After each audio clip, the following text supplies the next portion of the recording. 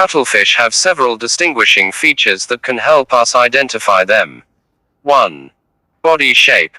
Cuttlefish have a distinctive body shape that is elongated and flattened, with a broad head and tentacles surrounding their mouth. 2. Color and pattern. Cuttlefish are known for their ability to rapidly change their color and pattern to blend in with their surroundings or communicate with other cuttlefish. 3. Cuttlebone.